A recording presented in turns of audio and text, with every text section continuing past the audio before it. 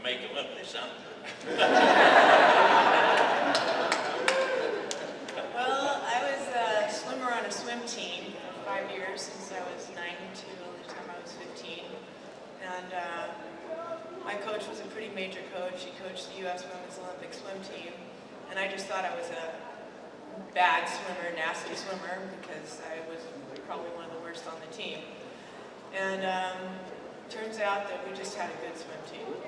So I had some discipline behind me, even though I didn't know it.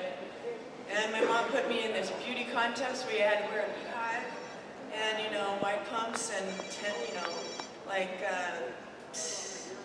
pantyhose and stuff like that. And I was a jock, so I didn't like it. But somehow one of the agents there, scouts, came and gave me a card, and I was in high school at the time, and one of my teachers said, you know, might not be a bad way to pay for art school.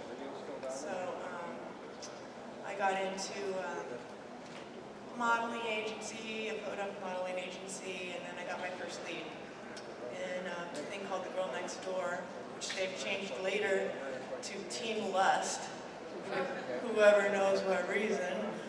But it certainly doesn't deserve that title, not with other competition going on that's so much better. But I began to do a series of big parts in little movies, little parts in big movies, commercials, and you know, stuff like that. And I liked anything to do with sports, you know, surfing, skiing. So I ended up with those kinds of things.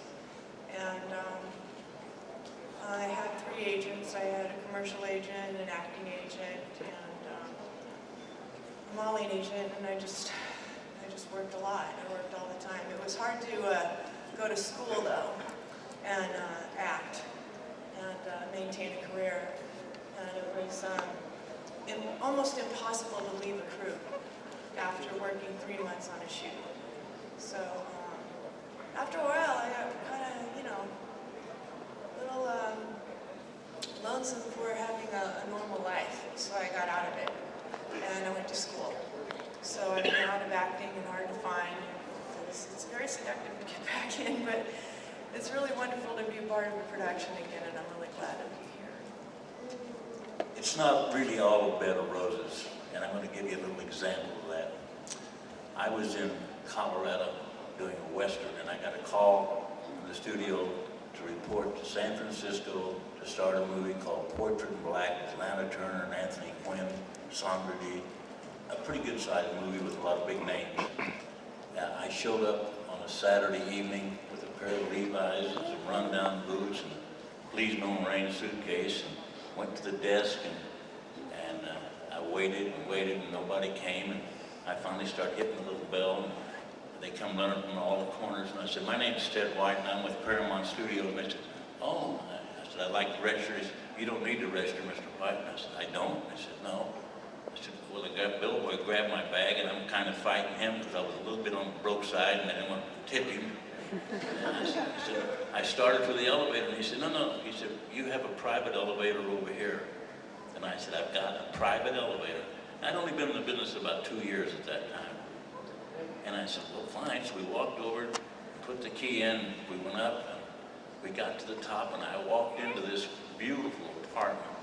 It had a horseshoe-shaped bar, completely loaded with booze, and in the coffee table was a great big basket of fruit covered with cellophane, and said, good luck. And I said, boy, does Paramount know how to pick people. They make everybody happy. So we worked days, and the first day we worked, the crew said, guys, I got a whole lot of booze in my room. Come on up and help me drink it. Well, about 20 of the guys came up, and they wiped out, I don't know, 8 or 9 bottles and all the fruit. And the next day was a replica of the first day. And then we switched working to nights. Oh, no. And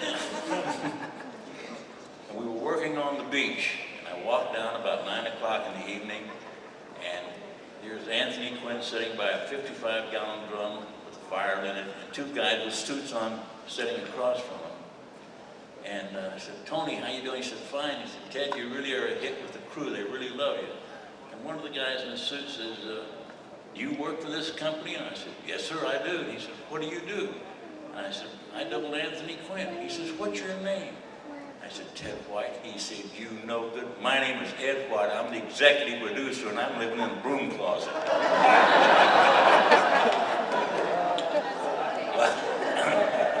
I just want to let you know it's not all roses. Things do happen.